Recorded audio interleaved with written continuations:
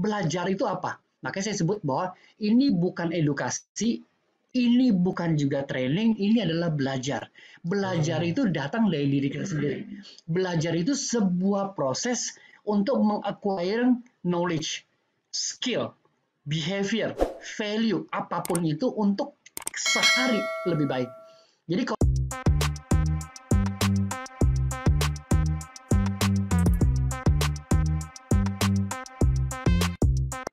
Oke, baik Sobat Komunikata, pada kesempatan kali ini kembali kita akan berbincang-bincang dengan salah satu praktisi khususnya di bidang learning, Coach Daniel V. Lee, atau yang lebih akrab dipanggil atau disapa dengan sapaan Bro Daniel. Selamat siang, Bro Daniel. selamat siang Bro Denny. Ya Bro kan jadi lebih akrab ya. Lebih Kalau akrab. kesannya.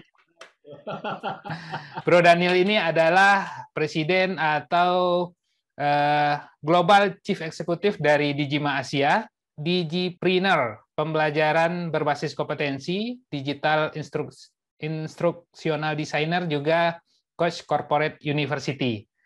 Sebelum kita berbincang-bincang lebih lanjut dan membahas mengenai kompetensi digital, mungkin Bro Daniel akan menjelaskan sedikit terlebih dahulu tentang aktivitas keseharian beliau dan juga sekilas tentang apa sih itu Digima Asia. Silakan, Bro Daniel. Oke. Ya, thank you Bro Denny, thank you untuk kesempatan pada saat ini. Ya, nama saya Daniel Feli. Keseharian saya sebenarnya tidak jauh-jauh bicara tentang learning, dan juga learning. Kenapa? Karena kita sudah terbiasa dengan kata training, sudah terbiasa juga dengan kata yang namanya educating, gitu ya. Jadi saya membedakan antara educating, training, dan juga learning. Nah, sejak tahun 2003 itu awal mula dari passion saya ketemunya di bidang learning. Karena pada tahun 2003 itu saya mendirikan e-learning center pertama di Indonesia, menjadi satu-satunya e-learning center yang terbesar. Dan sejak itu saya coba memfokuskan diri saya untuk belajar tentang yang namanya learning itu apa. Sampai akhirnya tahun 2016 saya mendirikan yang namanya Digima Asia, Digital Innovation and Animation Asia. Asia itu dream saya, cita-cita saya menjadi sebuah local company tapi bersinar secara Asia. Dan walaupun saat ini kita punya klien yang regional, kami baru 4 tahun ya, menjalani 4 tahun, sebentar lagi mau masuk tahun ke-5 di bulan Juni. Jadi memang fokus kami adalah memang di digital innovation. Nah, seperti tadi Bro Denny menyampaikan bahwa salah satu yang saya tekuni adalah Digipreneur terkait dengan bagaimana mengutilisasi teknologi ataupun digital saat ini untuk membangun kompetensinya kita. Kenapa? Karena ya kalau kita tahu bahwa sekarang saat ini gitu ya, teknologi sangat maju dan lain sebagainya, kita tidak mungkin lagi lepas yang berbau-bau digital tuh nggak mungkin lagi. Kalau 10 tahun yang lalu kita masih bisa bedain mana yang konvensional, mana yang teknologi ataupun digital.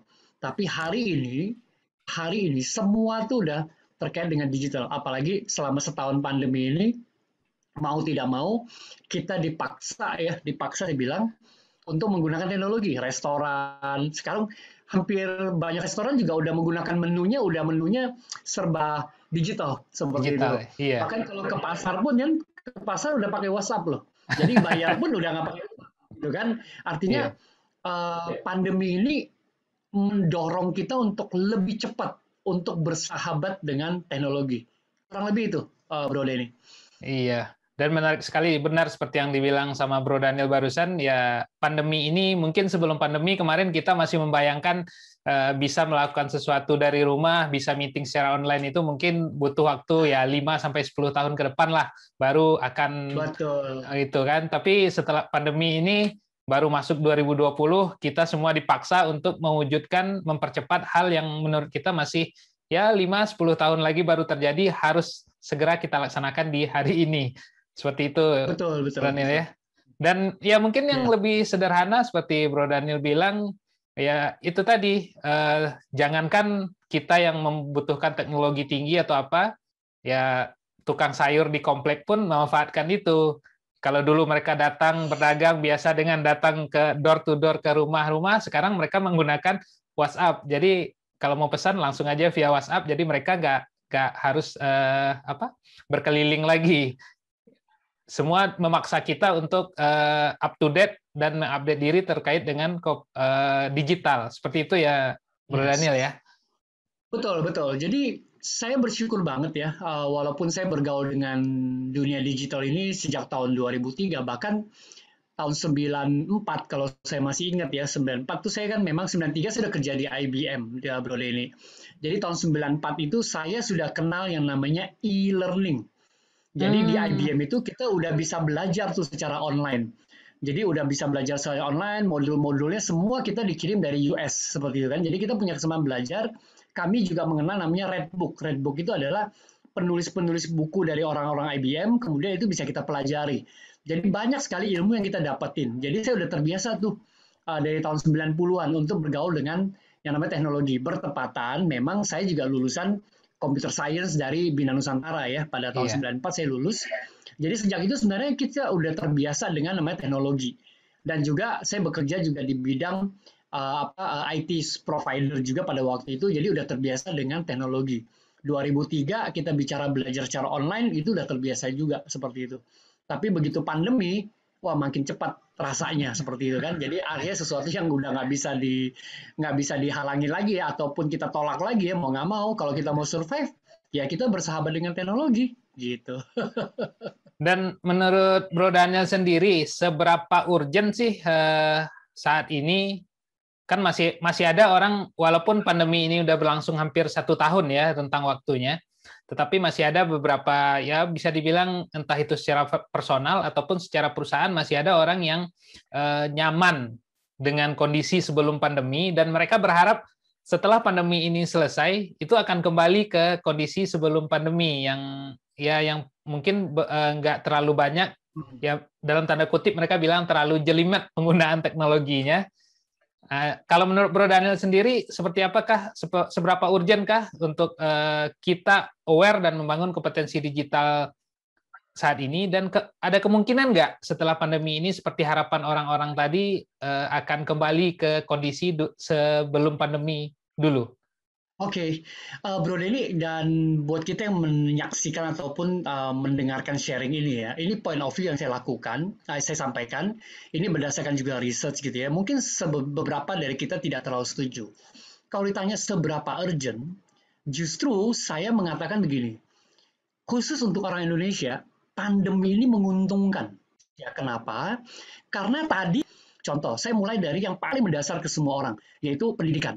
Ya kan, begitu pendidikan terjadi di saat ini, ketika pandemi, semua orang mesti sekolah online. Ya kan, lalu merasa kesulitan dan lain sebagainya. Tadi Bro Denny juga menyampaikan bahwa bagaimana nanti orang berharap balik lagi ke sekolah seperti itu. Justru, saya juga pernah ambil sertifikasi online jauh sebelum pandemi. Anak saya yang pertama juga sekolahnya online sebagian besar. Jadi nggak pernah ketemu dosennya pada jadwal tertentu seperti itu kan. Dan begitu anak saya yang kedua, begitu bedanya jauh karena dia primary SD gitu ya. Sekarang waktu pandemi dia enjoy banget untuk online seperti itu.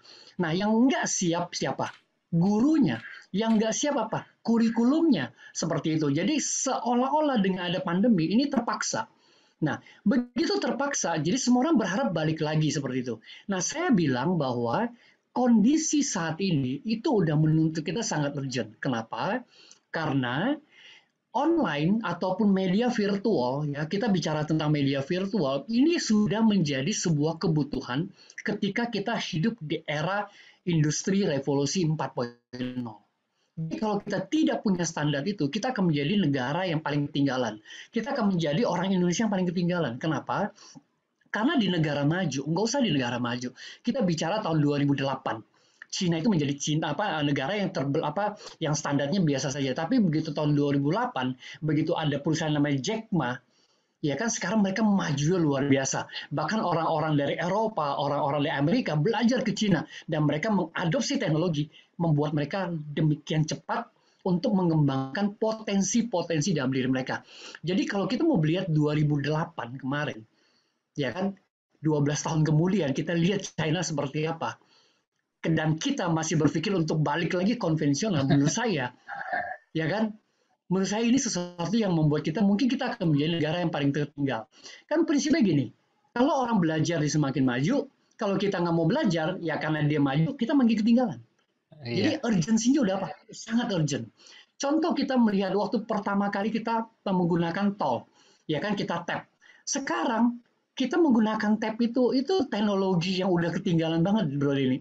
Bahkan di luar negeri itu udah pakai sistemnya RFID seperti itu, tinggal jalan. Dan itu puluhan tahun yang lalu seperti itu. Nah kita bisa lihat bahwa sekarang makin lancar, makin hebat dan sebagainya. Kita lihat sekarang parkiran, kita lihat sekarang restoran gitu ya, itu kan bisa paperless dan lain sebagainya. Nah di satu sisi kita harus lihat positif. Setiap manusia itu punya dalam diri mereka tuh ability yang luar biasa gitu ya.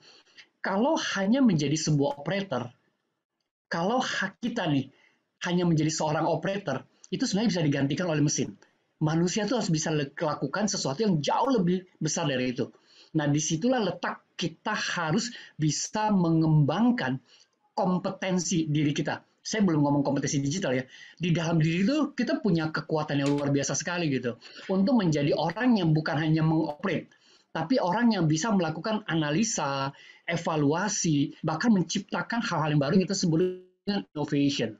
Kenapa? Karena robot nggak bisa lakukan itu. Ya kan, tapi kalau repetition dan lain sebagainya, robot lebih canggih.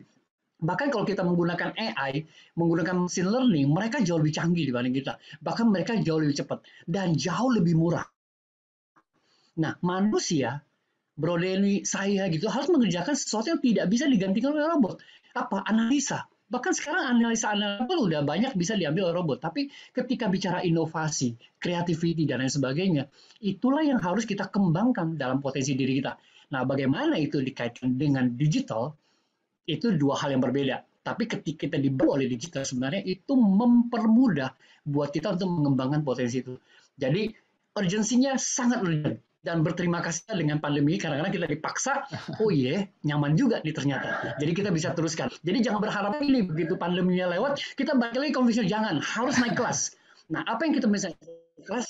Cara kita mengajar, cara kita belajar, cara kita mengembangkan potensi dalam diri kita gitu ya, cara kita beradaptasi, terimalah. Ini sesuatu yang sangat baik kok sebenarnya untuk kita. Lalu kalau kita bisa menerima, tidak denial, kita mestinya bisa beradaptasi. Kalau kita beradaptasi, dan pastinya kita bisa achieve sesuatu yang luar biasa sih. Itu, Bro Denny. Ya, jadi secara apa kalau boleh dibilang justru pandemi ini menguntungkan untuk kita mengakselerasi supaya kita bisa mengejar ketertinggalan-ketertinggalan kita yang dengan beberapa boleh dibilang dunia di luar sana yang sudah sebegitu majunya ya, Bro Daniel ya.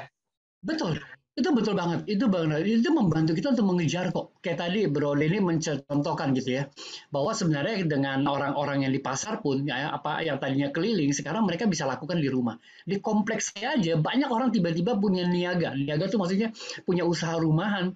Jadi tanpa dia harus keluar rumah gitu, tanpa harus nyewa lapak. Iya, Ya kan? Nah, jadi mereka bisa jualan buah. Di sini ada toko buah, ada toko sayur bahkan, ada toko makanan, bahkan ada toko gai dan lain sebagainya. Tanpa mereka buka toko, mereka buka toko lewat WhatsApp grup di komplek. Dan juga beberapa dari kita udah tahu juga lah, e-commerce kita bicara jualan lewat Instagram dan lain sebagainya. Itu iya, kan lumayan tuh kalau kita lakukan dengan serius kan. Banyak pos yang dipangkas dan jauh mana. Tapi dari sederhana itu, ya itu bisa membuat maju. Kita tahu apa usaha pertama kali yang dilakukan oleh Amazon itu kan dari garasi seperti itu betul. kan, akhirnya Iya. miliknya besar gitu kan. No, one day itu akan besar kalau kita mulai dari sekarang gitu. Tapi kalau kita nggak pernah memulai, kita nggak akan pernah jadi apapun, Bro Denny. Iya, berarti sesuai apa slogan yang banyak diungkapkan selama ini ya paling tidak ya mulai saja dulu seperti itu ya Bro Daniel ya. Iya, mulai saja dulu, betul. Mulai saja dulu, mulai aja, beradaptasi lah. Bahwa itu gini, kalau menurut saya Bro Denny, yang melihat video ini gitu ya, semua itu dari perspektifnya kita kok. Kalau kita melihat itu jahat, ya itu jahat. Kalau kita melihat itu Betul. baik, ya itu baik sebenarnya. Dari perspektif kita melihat. Contoh sekarang ya, saya kalau lihat Bro Denny kan bajunya merah, ya kan? Sebelah kiri putih, sebelah kanan hitam gitu. Saya mau lihatnya apa? Saya bisa lihat tiga-tiganya. Tapi saya akan lihat merahnya gitu. Kenapa? Karena merah itu satu Maaf buat yang puasa gitu ya, merah untuk membangunkan hasrat orang makan. Makanya McDonald's sih pakai merah dan kuning. Itu apa? Gini nggak sih? Merah itu merupakan sebuah kesegaran, sebuah keberanian. Nah, bertepatan saya pakai putih nih. Jadi merah putih. Jadi matching. Saya nggak lihat hitam putihnya. Nah, begitu juga buat teman-teman lihat lihat sesuatu selalu ada positif negatif loh. Kita mau lihat yang mana? Semua tuh ada resiko, resiko direncanakan atau resiko yang tidak direncanakan. Yang penting tuh kita mulai aja dulu. Hasilnya setelah kita mulai. Tapi kalau kita tidak memulai, kita nggak punya hasil apapun, udah pasti. Betul. Jadi itu kembali lagi ke perspektif bagaimana kita memandang sebuah permasalahan ya, Bro Daniel kan. Jadi walaupun nanti Betul, ketika betul, betul. ketika sudah kita mulai dan kita menemui sebuah kegagalan, ya mungkin dari perspektif atau cara pandang kita juga bisa bilang bahwa dari kegagalan inilah seharusnya saya bisa belajar supaya untuk memperbaiki kan seperti itu berarti kan? Betul, betul. Paling nggak kan udah ngalamin, oh ya gagal. Daripada kita cuma nggak pernah nyoba, kita nggak tahu gagal atau enggak kan. Tapi kita Iya, ngalamin gagal, kita tahu cara memperbaiki itu. Seperti itu. Dan kita udah step ahead. Satu langkah lebih maju dibanding dengan orang yang tidak melakukan apapun. Dia masih di betul. belakang. Kita udah maju gitu. Itu sih. Dan kembali lagi ke kompetensi digital, kita masuk ke kompetensi digital. Sebenarnya seperti apa sih, Bro Daniel, yang dimaksud dengan kompetensi digital saat ini? Karena mungkin selama ini banyak kita yang menganggap, apalagi di kondisi pandemi ini, yang termasuk kompetensi digital itu ya paling penggunaan media sosial ataupun penggunaan aplikasi meeting virtual. Mungkin seperti itu yang familiar gitu. Tapi yang sesuai konsep sebenarnya dalam learning itu sendiri, kompetensi digital itu yang seperti apa sih? Mungkin Bro Daniel bisa memberikan insight baru pada kita. Oke, begini. Sebelum saya ngomongin digital kompetensi atau kompetensi digital, saya mau bicara tentang yang namanya kompetensinya dulu. Karena memang Ya. ini bidangnya saya. Seringkali kita punya penilaian gini, oh Bro Denny ini sangat kompeten. Seperti itu. Kenapa kita bisa bilang dia sangat kompeten? Pasti ada sesuatu yang menonjol di dalam diri mereka. Nah, definisi tentang kompetensi, kita bicara kompetensi itu bicara tentang apa yang mereka tahu, knowledge. Apa yang Bro Denny tahu, knowledge-nya apa. Lalu apa yang Bro Denny bisa, itu skill-nya, seperti itu. Nah, kadang-kadang kita menilai sebuah kompetensi itu hanya tahu dan skill-nya aja. Wah, misalnya gini, kita contoh CR7 gitu ya, Cristiano Ronaldo, kita tahu wah gila orang ini kompeten sekali gitu kan. Dia menendang bola, kecepatannya sangat presisi dan lain sebagainya. Bahkan dia menjadi orang yang sangat kaya karena dia main bola seperti itu. Dan semua orang ingin seperti CR7 seperti itu. Tetapi ada yang tahu nggak? Selain dia tahu main bola, paham cara main bola, dia punya skill, tapi ada yang tahu nggak bahwa ada satu bagian yang selalu membuat orang ini berhasil, yaitu ability ini bicara tentang yang ada di dalam diri kita. CR7 itu sebelum dia menjadi seorang pemain bola yang luar biasa, dia adalah seorang yang sangat miskin. Dia adalah orang yang biasa-biasa saja. Tapi ketika dia tahu dia pengen main bola gitu ya, lalu dia berlatihan dan begitu dia sampai jadi CR7 hari ini pun dia bangun lebih pagi dari kita dan latihan lebih banyak dari kita. Nah, apa yang membuat dia bangun lebih pagi? Apa yang membuat dia latihan lebih banyak dari kita jam latihannya? Ability, kemauan yang ada di dalam diri kita yang mendorong kita untuk melakukan sesuatu. Nah, kalau kita punya tiga ini, kita akan menjadi berhasil. Nah, pertanyaannya gini, Pak, saya kan belum punya pengetahuan, saya kan belum punya skill. Setiap orang punya ability.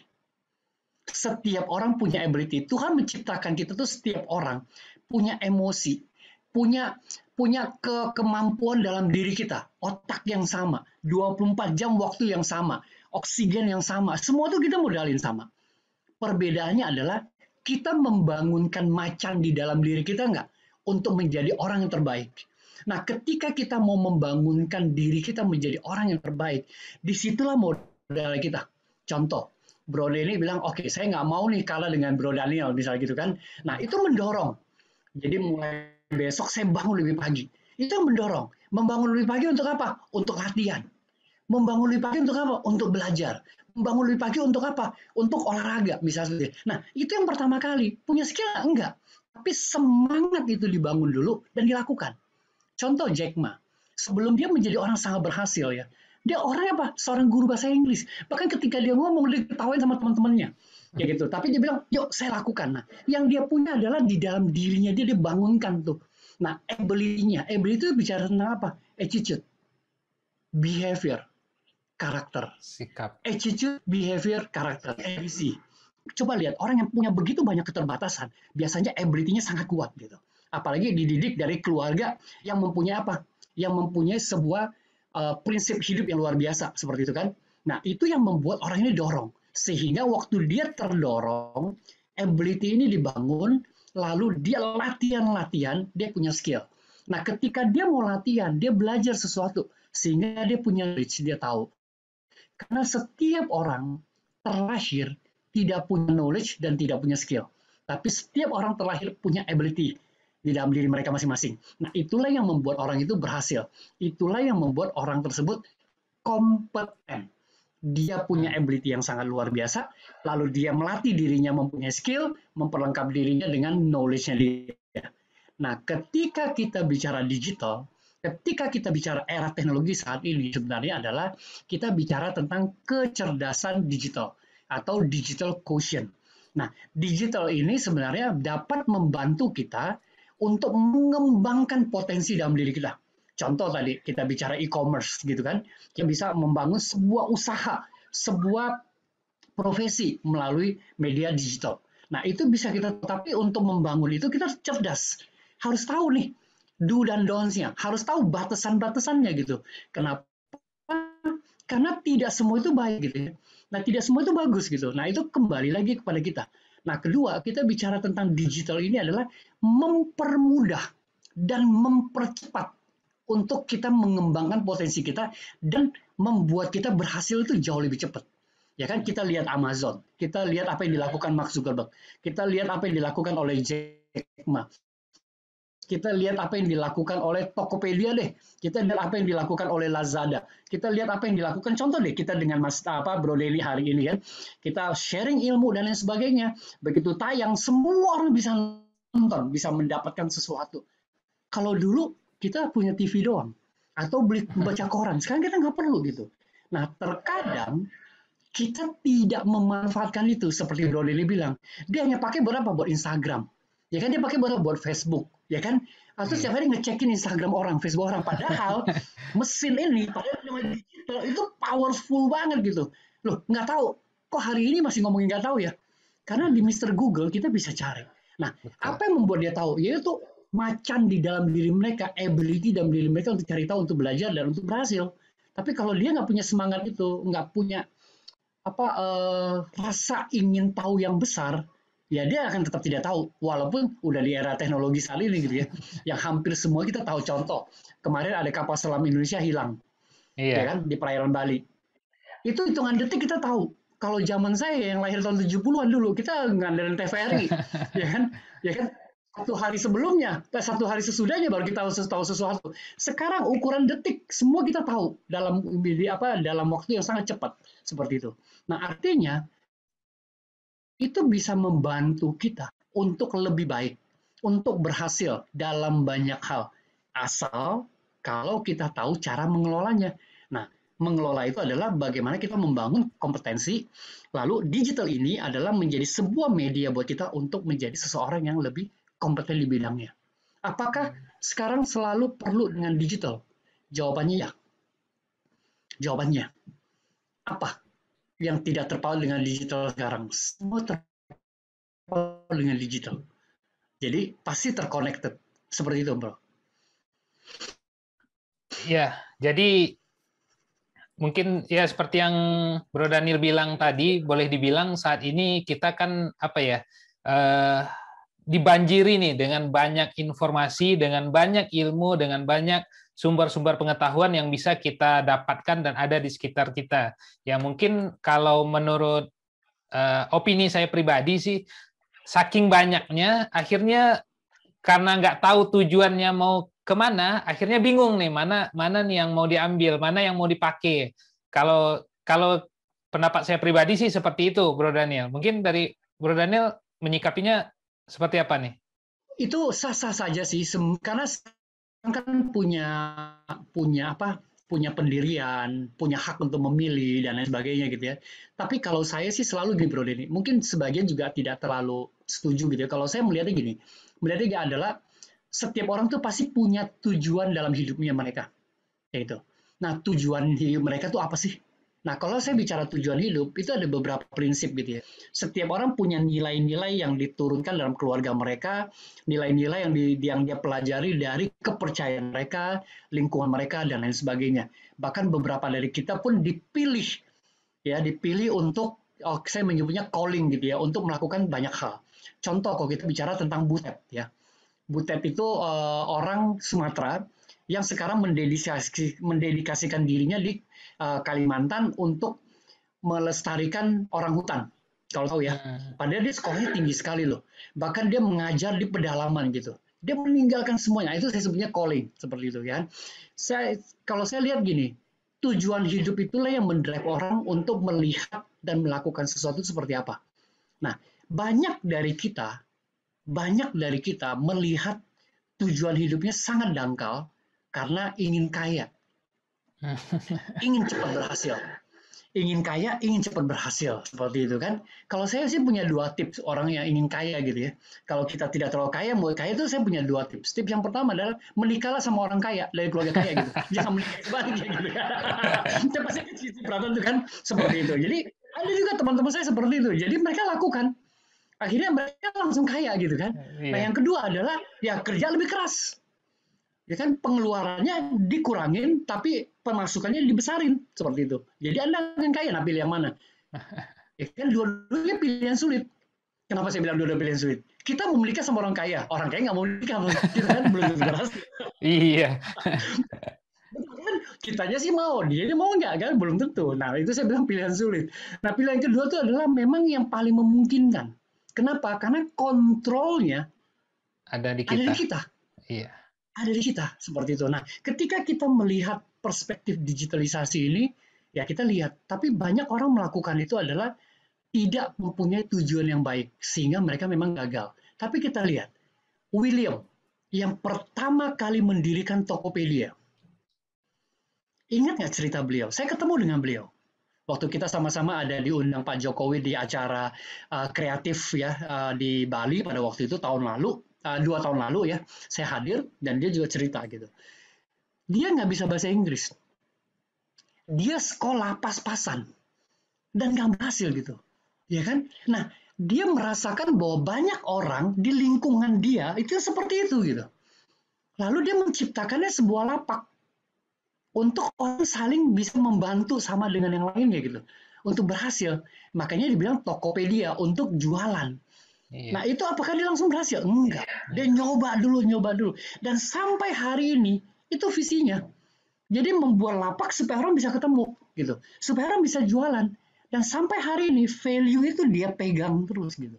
Kalau dia berhasil, ya itu karena usahanya dia gitu, ya kan? Tapi dari awal saya ketemu beliau bukan untuk menjadi orang kaya. Tidak, dia tidak pernah bercita. Sampai hari ini pun kalau lihat dia kemana-mana, itu orangnya sederhana sekali gitu. Itu luar biasa banget, ya kan? Contoh dilakukan Mark Zuckerberg, itu juga sama gitu. Tujuan pertamanya ngapain gitu? Ya kan hanya untuk bikin sebuah media supaya orang bisa ngumpul-ngumpul seperti itu. Tidak ada dalam indi mereka untuk jadi orang kaya. Jack Ma, ya kan? Dia juga sama gitu. Satu, dia nggak mau dipandang bahwa menjadi orang yang miskin itu susah. Ya kan, dia lihat juga negara ini sebenarnya negara yang luar biasa gitu ya. Harusnya kita bisa melakukan sesuatu gitu. Yuk kita lakukan sesuatu. Kenapa? Karena di Cina itu mereka produktif banget gitu. Tapi pembelinya kurang. Gimana caranya itu untuk transaksi overseas? Memudahkan. Kenapa? Karena orang Cina nggak bisa bahasa Inggris gitu kan. Dia Iya. siapkan medianya. Seperti itu. Ya kan?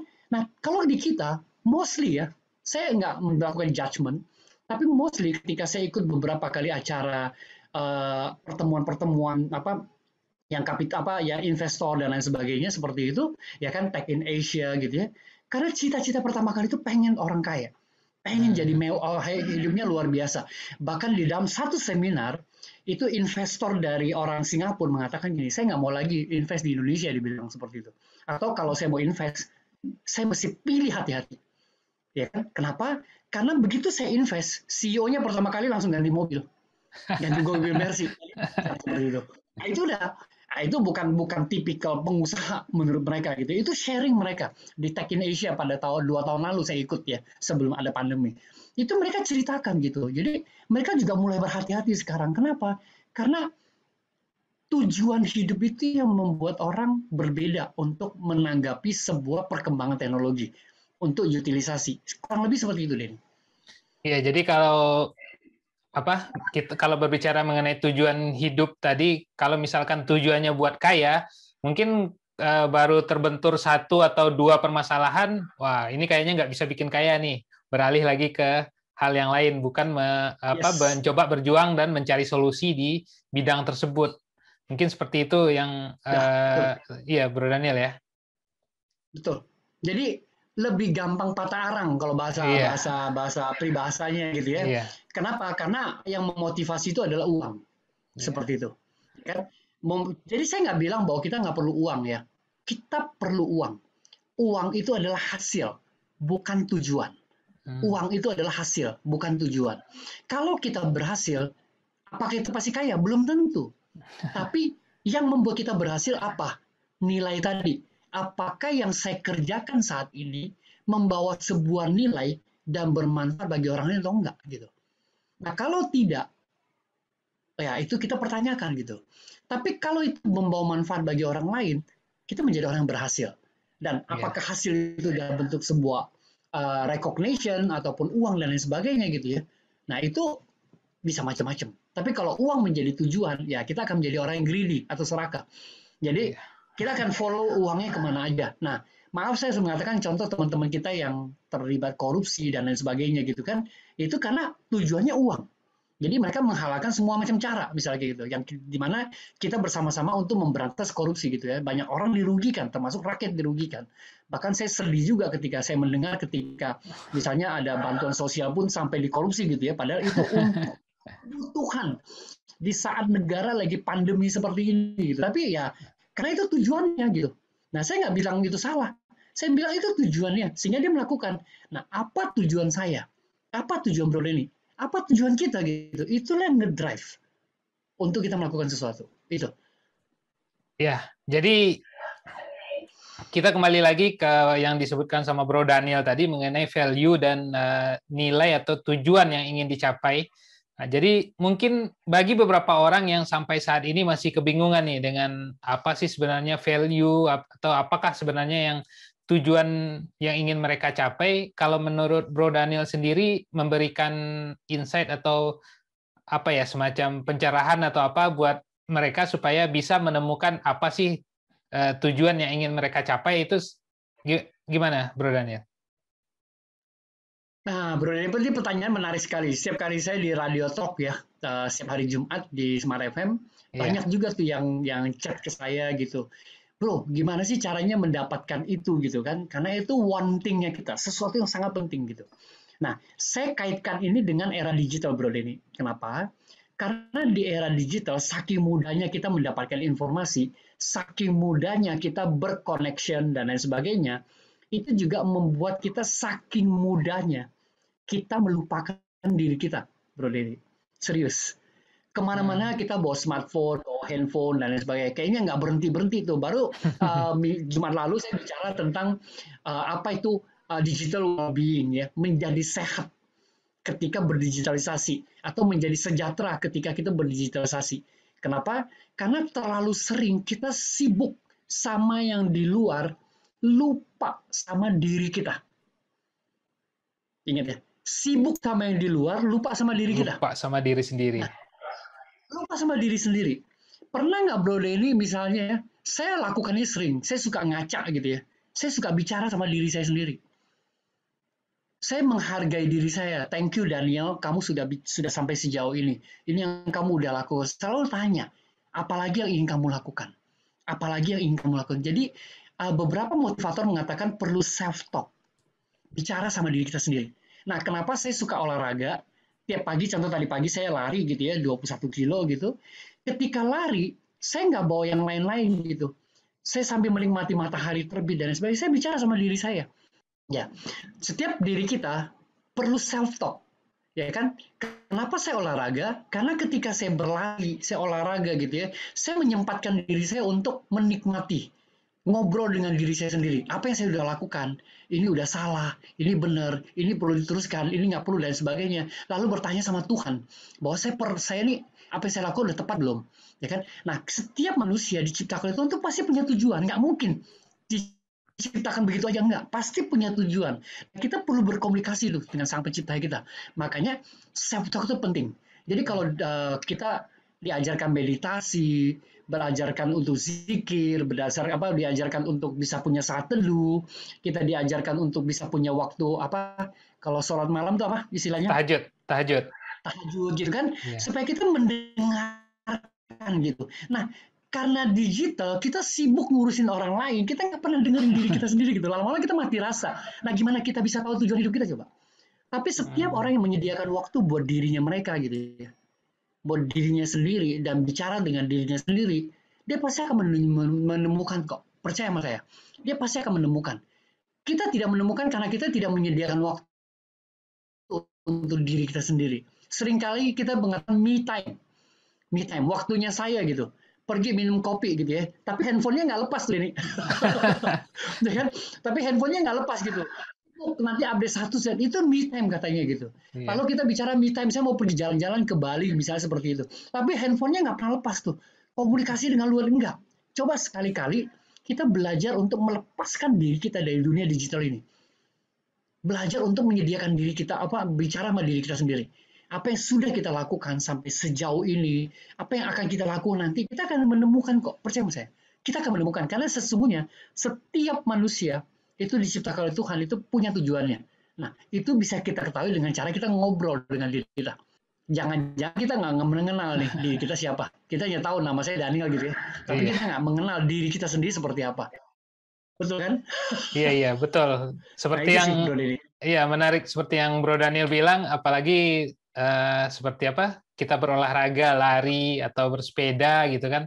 Tetapi ya terkadang itu Ya. tadi yang kita menganggap bahwa itu me time atau waktu untuk kita dengan diri kita sendiri, tapi ya itu tadi kita nggak melupakan justru tujuannya lari, tujuannya sepedaan adalah mencari spot-spot yang bagus untuk foto dan diupload ke media sosial gitu kan. Betul, betul, betul. Nah, yang penting itu sebenarnya adalah sekali lagi menyediakan waktu untuk diri sendiri. Saya belajar tentang tadi ngaca ya, saya manajemen. Jadi bagaimana saya memanage emosional dalam diri saya karena setiap orang kan punya emosi tuh. Kan kalau kita nonton film Inside Out ya, Iya. kan kita punya emosi ini. Ya kan emosi marah, sedih gitu ya. Ada 4 tuh, 4 jenis gitu kan. Nah, kita harus mengenal bahwa seperti itu. Nah, saya belajar dari situ. Belajarnya apa? Belajarnya ketika saya benar-benar ngaca nih. Saya ngaca. Saya ngaca, lalu saya bicara tentang kepada diri saya sendiri. Orang yang di depan kaca itu namanya Daniel. Kamu kenal nggak? Seberapa jauh kamu mengenal itu? Saya sampai nangis loh. Selama ini saya tidak menghargai orang di depan kaca itu gitu. Nah, saya kerja keras gitu. Bahkan salah satu bentuk cara tidak menghargai apa? Yang paling umum kita lakukan. Yang paling umum kita lakukan yaitu kita tidak makan makanan sehat. Kita Hmm. hanya menyenangkan lidah kita, tapi melupakan tubuh kita. Nah, ini kan tanggung jawab kita nih. Ya, nanti akan sakit dan lain sebagainya. Nah, itu saya belajar tuh. Ketika kita bisa menghargai orang yang depan kaca itu, ya kan? Ya kita akan melakukan banyak hal yang baik untuk orang depan kaca itu. Siapa? Ya diri kita sendiri, Denny. Iya, cukup menarik yang apa Bro Daniel bilang bagaimana kita mencoba untuk berbicara, lebih mengenal seperti apakah diri kita sendiri untuk mengetahui tujuan hidup kita gitu kan. Terkadang Ya, kan terkadang kan kita juga sering melakukan pembenaran nih, Bro Daniel. Apa sebagai contoh soal makanan yang Bro Daniel sebut tadi kan, kita menyebut ya saya kan makan yang enak, yang apa ini kan juga untuk apa itu istilahnya memanjakan diri karena untuk apa saya capek-capek bekerja, capek-capek cari duit, tapi ya makanannya saya nggak makan makanan yang enak untuk lidah saya. Lidah saya kan juga bagian juga dari tubuh saya. Biasa kan kita apa ya semacam mencari pembenaran seperti itu. Benar sih Bro Denny, saya tidak bilang itu salah kok. Ya kan? Saya juga tidak bilang bahwa itu 100% benar, enggak gitu. Ini yang sering kalau kita bicara dengan financial planner. Ya kan, Bro Denny kan Iya, pernah discuss sama financial planner kan, bisa iya, gitu. Sebenarnya kita bicara sebuah keinginan atau sebuah kebutuhan, kebutuhan. Iya, ya kan? Nah, iya. ketika kita membenarkan diri, kita mencari keinginan bukan kebutuhan. Oh, Kita mencari betul, betul. keinginan bukan kebutuhan, ya kan? Iya, Oke, saya mau entertain gitu. Lihat, ketika kita udah mulai sakit, penyebabnya apa? Ketika kita udah mulai mengalami sesuatu yang yang tidak normal, itu karena apa? Karena semua keinginan kita gitu. Tapi perhatikan bagi kita yang membutuhkan, ya tahu kita butuhnya apa. Ya kan, contoh lah, kalau kita cuma punya uang nih ya, 1 juta rupiah, saya butuhnya untuk apa? Kita nggak akan spending yang keinginan kan? Oh, inginnya banyak Bro Denny, seperti itu. Inginnya nggak, banyak, gitu. nggak ada Ya batasnya kan? malah. Nah, justru nggak ada batasnya gitu. Tapi Iya, kalau butuh, kita ada batasnya. Makanya kita belajar untuk bagaimana mencukupkan diri kita dengan apa yang kita butuh gitu. Saya tidak bilang bahwa sampai hari ini saya melakukan, sampai hari ini pun saya masih menguji mana keinginan saya, mana kebutuhan saya. Seperti itu. Tetap kok. Kenapa? Karena 80% yang ditawarkan semua ini adalah untuk memuaskan keinginan kita, keinginan. bukan kebutuhan kita. Seperti itu kan? Nah, kebutuhan inilah yang membuat kita tuh untuk bisa menyeleksi. Nah, tubuh kita tuh butuh apa sih? Contoh, kemarin saya beli dua jenis buah. Satu buah pisang, satu buah durian. Orang sekarang saya bilang, iya sih, kalau buat orang sehat mah makanannya mahal-mahal. Saya, pisang itu cuma 19.000 rupiah. Bahkan saya langganan pisang barangan dari Medan gitu ya, itu cuma Iya. 15.000 rupiah satu sisir gitu. Durian ini harganya 90.000 rupiah loh, seperti itu. Ya kan? Nah, mana yang lebih mahal seperti itu kan? Nah, kadang-kadang kita membenarkan, tapi nggak apa-apa kok. Kenapa? Karena yang bisa menyayangi diri kita sendiri adalah diri kita sendiri, bukan orang lain. Ya, yang bisa menyayangi diri kita sendiri adalah diri kita sendiri, bukan orang lain. Jadi setiap orang boleh punya definisi, setiap orang boleh punya argumen, tapi kita lah yang paling tahu sebenarnya. Nah, tadi bicara balik lagi ke hati nurani. Kali kita merasa bersalah kan, habis makan enak itu, habis makan yang katanya enak di lidah sendiri, kita merasa Iya, bersalah bukan?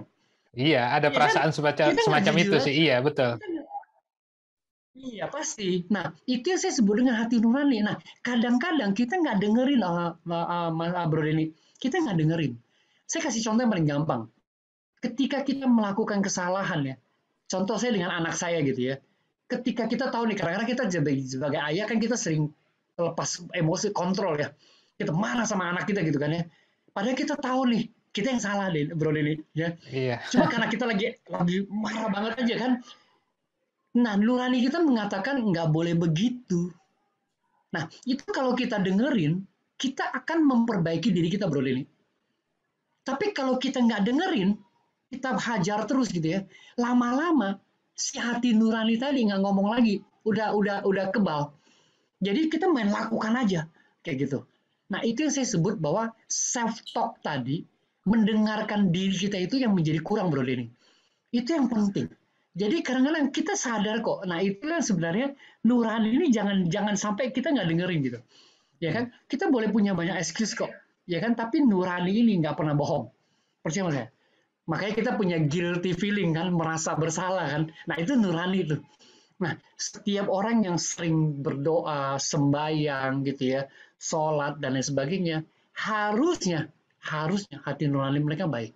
Dan kalau kita sering dengerin, itu harusnya nggak pernah salah. Nah, disitulah kita akan menemukan tujuan hidup kita. Menurut saya gitu. itu ya. Ya, jadi intinya kembali lagi kita bertanya, kembali lagi kita mengenal diri kita sendiri, memahami Yes. mana yang menjadi keinginan, mana yang jadi kebutuhan, sehingga nanti ya otomatis lambat laun kita akan mengetahui apa sih tujuan yang ingin kita capai dalam hidup ini. Seperti itu ya, Bro Daniel ya. Betul, betul, betul. Dan kembali lagi ke apa? Membangun kompetensi digital tadi, setelah kita mengetahui apa tujuan kita dan lantas bagaimana caranya? Ada tips praktisnya atau berdasarkan hasil pembelajaran atau hasil riset yang selama ini Bro Daniel ketahui, bagaimana caranya supaya kompetensi digital ini bisa kita bangun, khususnya apalagi di saat pandemi saat ini? Oke, menarik tuh, Bro Denny. Saya punya tips 3A. Ya. Nah, sebelumnya saya sampaikan dengan 3A ini, yang saya mau sampaikan adalah gini. Dalam keadaan seperti ini, ya, penting buat kita untuk mengenal diri kita dulu. Mengenal diri kita. Kenapa? Karena disrupsi dari teknologi ini sebenarnya menjauhkan kita dari pengenalan terhadap diri kita masing-masing. Kenapa? Karena gini, 24 jam kita sekarang tuh berasa nggak pernah cukup, Bro Denny. Iya, Beda betul. dengan dulu ya. Kalau dulu kita belum ada teknologi tuh, habis ini mau ngapain gitu ya. Mau ngapain gitu. Kayaknya waktunya banyak banget gitu. Padahal 24 jamnya sama gitu. Nah Iya. sekarang gangguan-gangguan tuh banyak banget gitu kan. Sampai waktu kita tuh nggak cukup. Bahkan kita nggak berasa waktu kita habis. Nah, waktu kita yang habis itu berapa banyak porsi untuk diri kita. Ya kan? Nah, tips saya adalah 3A. A yang pertama itu acceptance, menerima. Di era pandemi ini kita melihat hal yang positif.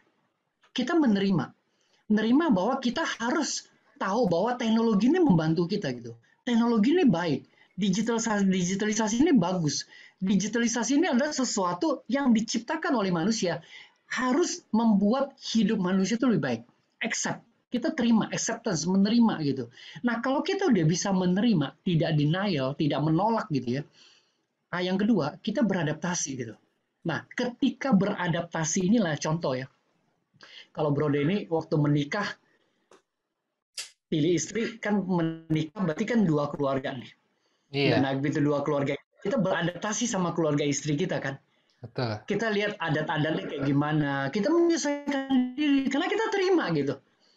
Kita mau masuk dalam keluarga, nah kita belajar. Nah, ketika kita beradaptasi, inilah kita mengembangkan kompetensi kita. Oh, ini kurang sesuai nih. Oh, sikap saya kurang oke nih, misalnya gitu kan. Nah, saya menyesuaikan lagi. Caranya gimana ya? Belajar. Belajar itu apa? Makanya saya sebut bahwa ini bukan edukasi, ini bukan juga training, ini adalah belajar. Belajar Hmm. itu datang dari diri kita sendiri.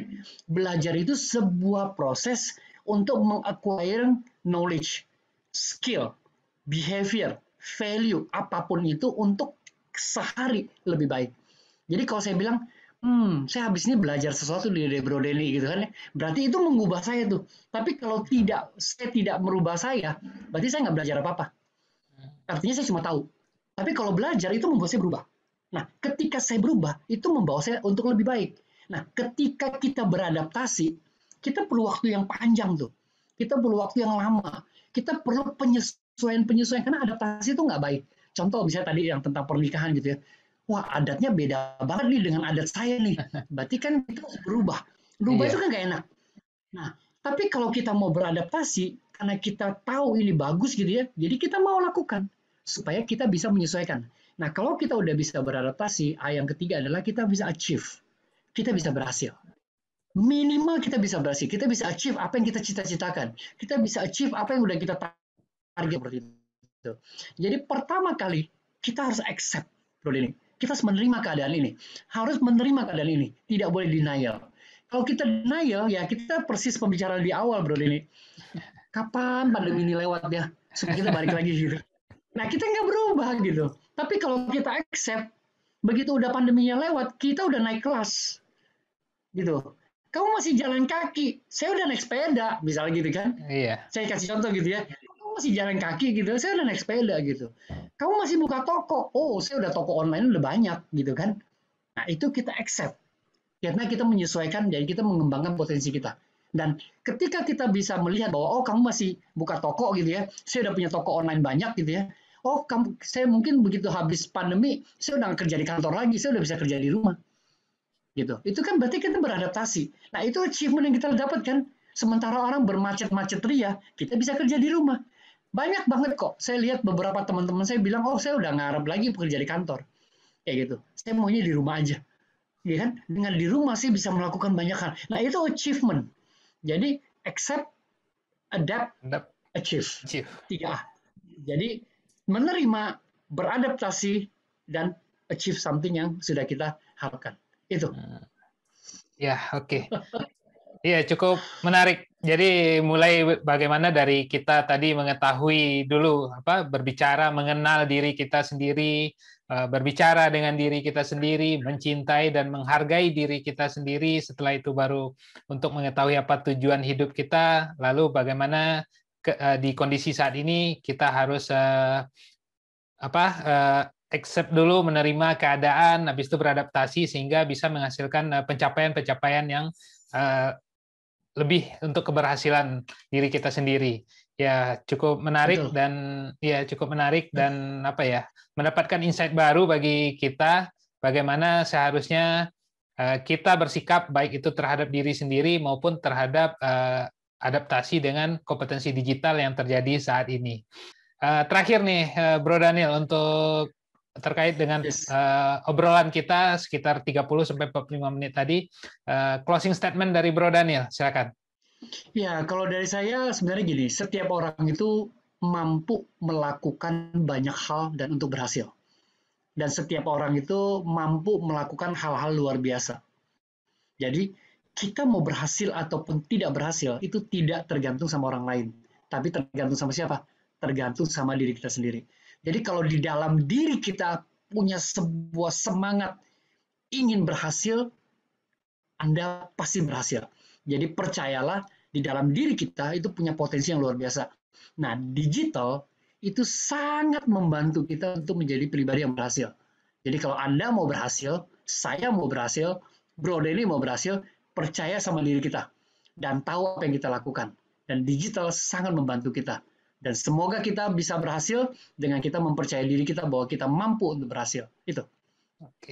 Oke, sekali lagi terima kasih Bro Daniel atas obrolannya, atas inspirasi, atas insight-insight barunya untuk kita semua, dan sukses terus dengan Digima Asianya, sukses terus dengan aktivitasnya sehari-hari, salam sehat, dan semoga kita nanti bisa diskusi ngobrol lagi tentang topik tentang perkembangan dunia digital yang terjadi saat ini. Dan sekali lagi saya ucapkan terima kasih kepada Bro Daniel dan sampai jumpa di kesempatan berikutnya. Terima kasih.